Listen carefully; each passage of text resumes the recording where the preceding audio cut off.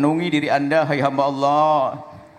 Suatu ketika akan datang masa itu, yaitu masa kematian Anda. Hei orang kaya yang punya kekayaan, ingat, kalau Anda meninggal dunia, ketahuilah semua yang Anda miliki akan Anda tinggal. Rumah megah, kamar mewah yang Anda bangun dengan AC yang lengkap, kasur empuk yang Anda beli. Kalau Anda meninggal dunia, Anda berpesan kepada semua ahli waris, kemudian Anda pakai perjanjian, minta dinotariskan 1000 notaris bahwasanya, nak, kalau abah mati nanti tolong biarin abah di kamar ini seminggu saja, nak ya. Nggak boleh, Pak. Kirim sana ke liang lahat itu semua. Dan apa yang Anda temui di liang lahat, yang Anda temui adalah apa yang sudah Anda berikan. Hari ini adalah hari cerdas, insya Allah. Takutlah kepada Allah, hai hamba Allah. Yang punya jabatan, dengar hai punya jabatan. Apakah jabatan kan macam-macam. Jabatan bukan saja presiden, bukan saja gubernur, DPR kayaknya jabatan juga ya. Ini masya Allah, ada pejabat, ada polisi ahli surga, ada tentara ahli surga, macam-macam. Ini kan kelihatan model-model ini, model insya Allah orang selamat ini. Amin. Jabatan Anda akan ditanya, untuk apa jabatanmu, kekayaanmu. Jangan sampai di saat dicabut nyawa kita ternyata kita kebingungan. Di alam barzah tak taunya kebingungan. Ternyata semuanya menakutkan, pertanyaannya mengerikan. Kenapa kau tidak peduli dengan tetanggamu yang fakir? Kenapa kau tidak peduli dengan anakmu? Kenapa kau biarkan anakmu tidak kenal Allah? Hukuman. Kenapa kau tidak peduli dengan anak tetangga? Kenapa ada musola didirikan kau diam saja? Hartamu kau tinggal begitu saja? Semakin menyesal. Sebelum terjadi penyesalan yang tiada arti lagi nanti, maka ayo sekarang berpikir. Kita akan mati semua, hai hamba Allah. Di saat Anda meninggal dunia, ketahuilah Anda lihat. Anda lihat yang suaranya lantang menjadi tidak bersuara. Jabatan pun langsung hilang. Kekayaan pun langsung hilang. Hartanya jadi milik anak-anak. Anda tidak punya apa-apa. Sampai para ulama mengatakan kalau seandainya ada orang punya gigi emas, giginya emas, lah kok mau dikubur, lah kok ahli waris yang nggak rela? Kalau nggak rela, saya nggak rela karena emasnya mahal banget, emas 24 karat, itu ada 7 gram. Wah, ini kacau. Cabut, karena bukan milik Anda. Artinya betul kalau kita meninggal dunia nggak punya apa-apa. Maka mumpung masih hidup, Anda berbuat baik untuk diri Anda. Dan jangan biasa ngerepotin anak. Nah, nanti kalau abah wafat, tolong tanah sebelah sana kamu jual ya, berikan ke pondok dan masjid. Ya bah, siap bah. Abahnya meninggal dunia, tanahnya ditawarkan harganya 3 miliar, 3 supermarket, pusing, nggak dikasihkan, neraka. Kalau berbuat baik hari ini, jangan nunggu ke nanti, nak. Anak urusan berbakti. Bahkan Anda kadang membebani bakti, sehingga anak mengeluarkan duit 3 miliar, mau dikasihkan pondok. Aduh, entar. Kan belum ditulis suratnya. Tapi kan Abah sudah ngomong. Kan ngomong, nggak ada yang tahu kan. Dipikir Allah nggak dengar begitu. Oh, ini banyak kejadian. Makanya sekarang Anda berbuat untuk diri Anda. Anda orang kaya. Anda tuh yang capek. Anda yang cari kerja. Kena terik matahari. Meres keringat Anda. Maka berbuatlah, Anda siapkan rumah Anda nanti di akhirat. Adapun anak-anak Anda didik agar mengeluarkan dari hartanya nanti di saat Anda wafat, agar dia punya bekti dengan hartanya, bukan harta Anda. Bukan harta Anda. Harta Anda sekarang Anda siapkan. Ada harus takut kalau ternyata nanti di alam barzah, Masya Allah, ternyata kita tidak peduli urusan anak-anak kita, urusan umat Nabi Muhammad SAW. Nah, kalau kita kembalikan kuncinya, itu kunci kasih sayang tadi yang dihadirkan oleh Allah di hati Rasulullah, yang beliau adalah rahmatan lil alamin, raufur rahim. Jadi kalau Anda peduli dengan anak Anda lalu Anda kirimkan ke tempat mulia untuk belajar agama, sesungguhnya itu karena kasih sayang Anda. Yang nggak pernah kasih sayang itu biarkan anaknya gatal korengan, biarin nggak diobati. Nggak kenyal luka nggak ada obati, ya begitu. Itu kan urusan jasad, termasuk di saat anaknya bandel badung, tidak pernah dihantarkan kepada kemuliaan, maka sesungguhnya orang tua tidak punya kasih sayang. Anda pun akan marah-marah jika ada seorang ibu anaknya luka, kemudian di saat dikasih betadin kan nangis-nangis, gara-gara nangis ibu kasihan, nggak apa-apa jangan dikasih betadin. Sementara susternya atau perawat dokter mengatakan, enggak, ini kena infeksi bu, kalau dikasih betadin nanti tambah mengembang. Kata dokter, karena tadi kesiram apa, dia koceh di mana, kena air mana, ini bakal infeksi, kasih betadin. Setiap mau dikasih nangis ibunya. Katanya apa? Jangan dokter, biarin, saya sayang sama anak saya. Gorengan besok langsung lubang begitu. Nah, sayang model Pak. Sayang itu kadang membuat nangis sesaat, tapi untuk senyum esok hari. Senyum selamanya nanti. Nangis sesaat. Itulah orang cerdas. Namanya anak kecil belum ngerti kalau betadin obat yang sesungguhnya. Sama di saat diantarkan ke pondok mungkin gelisah dan sebagainya. Tapi kalau sudah masuk pondok, lihat ini tenang-tenang semuanya nih. Hatinya tenteram karena dia ngerti disitulah kemuliaannya. Nah, kuncinya kasih sayang. Nah, kalau sudah punya kasih sayang, Anda punya kasih sayang. Nah, ini akan diuji lagi kasih sayang kepada anak. Ini kadang juga egois. Orang hanya peduli dengan anaknya sendiri. Sehingga doanya pun egois. Tahu doanya orang egois? Begini kalau doa. Ya Allah, semoga anakku jadi orang soleh. Anakku jadi orang alim. Anakku jadi orang baik. Semoga anakku selamat dunia akhirat ya Allah. Ada yang bisik, anak tetangga gimana? Entar dulu ya Allah, yang penting anak saya dulu. Wah, ini orang egois. Padahal kepedulian Anda kepada orang lain itu tanda hati Anda hidup, karena dia umat Nabi Muhammad SAW. Dan itu kalau kita kembangkan begitu mudahnya. Ada gempa Cianjur, Anda pasti bergegas menjadi orang pertama yang berjuang. Di saat ada problem Palestina, ketahuilah anak Anda sekolah bisa belajar enak, Anda makan enak di pondok, tapi ingat di Palestina hari ini apa yang terjadi. Kalau memang Anda punya hati hidup kayak tadi, dengar suara seruan Palestina, Anda bergegas menjadi orang nomor satu.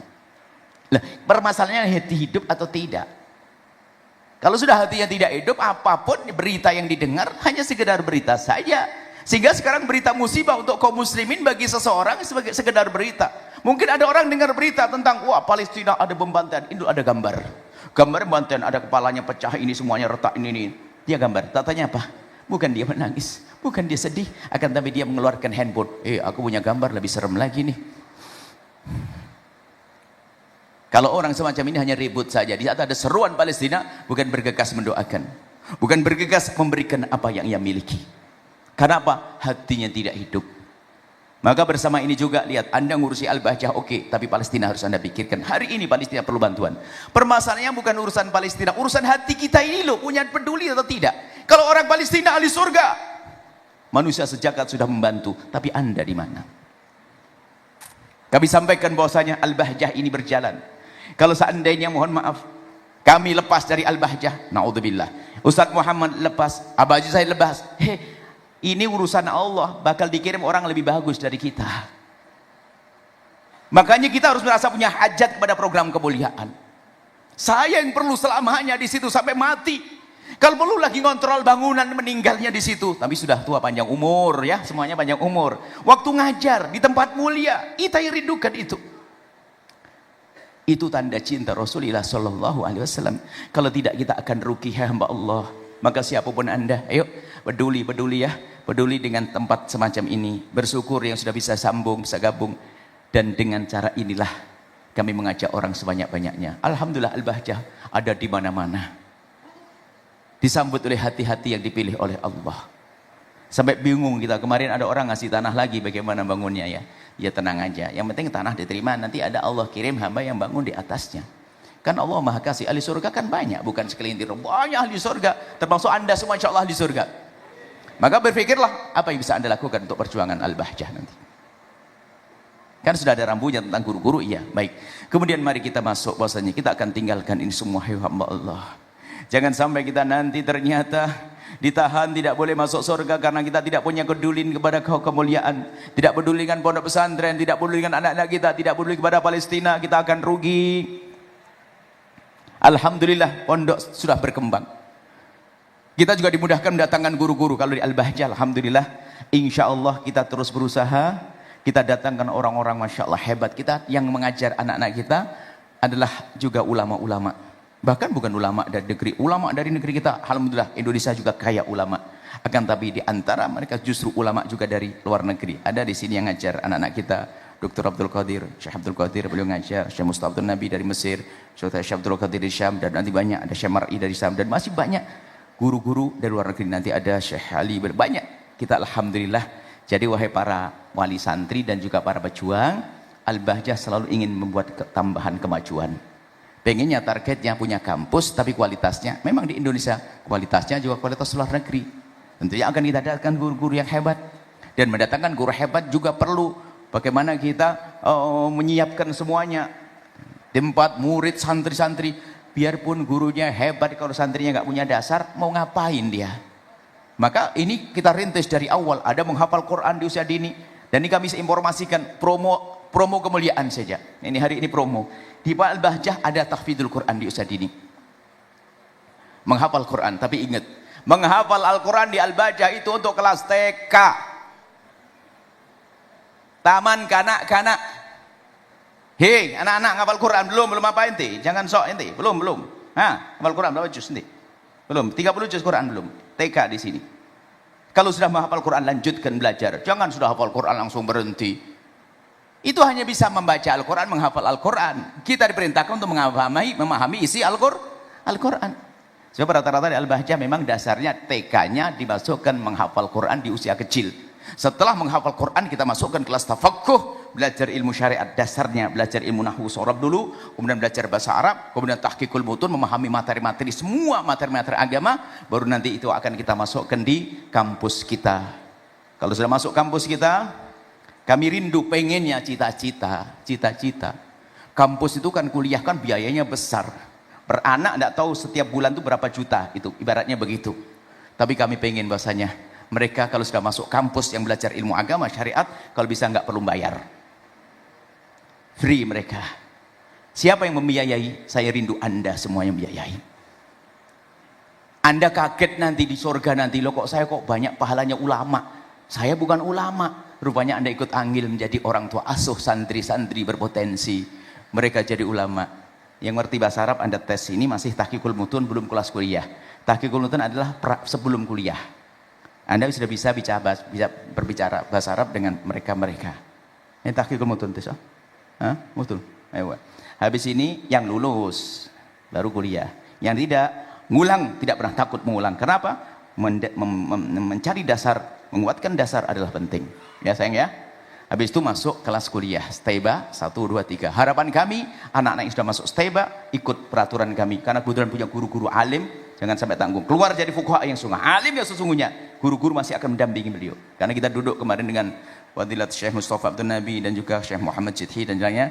Pengennya anak-anak nanti di antara anak yang sudah belajar harus ada disaring lagi yang memang takhasus menekuni dunia fikih, dunia syariah, dunia akidah yang hebat. Itu perlu tenaga, perlu energi, perlu dukungan semuanya. Kami tidak pernah doa begini Pak Ibu yang soleh-solehah, tidak pernah doa ya Allah semoga Al-Bahjah punya gunung emas. Kalau punya gunung emas nggak punya kawan, saya pahala saya jadi sedikit. Akan tapi kami selalu berdoa begini, ya Allah, kalau saya minta doa sama orang begini, ya Allah kirimkan ke Al-Bahjah hambamu yang tulus, ahli surgamu yang bisa berjuang bersama kami ya Allah, dan kami mohon jadikan kami bersama mereka, jangan tinggalkan kami. Itu doa yang tidak pernah kami lepas. Kami ingin sebanyak-banyaknya orang datang ke sini, dan kami juga minta jangan tinggalkan kami. Jangan-jangan orang datang saya pergi, kan rugi saya. Ya Allah kirimkan ke tempat ini hambamu yang tulus dan ikhlas, ahli surgamu. Yang nggak di surga susah, mau nyumbang nggak jadi-jadi, alasan saja. Yang mungkin rekeningnya ditransfer nggak jadi-jadi, mobilnya macet. Sebabnya kami rindunya begitu. Yang bisa membantu harapan kami adalah ahli surga semuanya. Ya Allah jangan tinggalkan kami.